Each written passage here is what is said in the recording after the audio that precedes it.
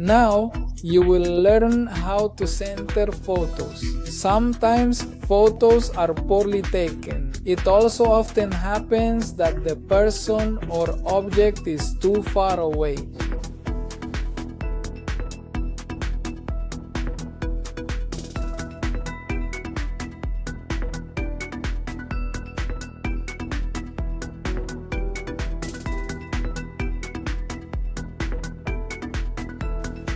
The good thing is that this can be fixed with the crop tool.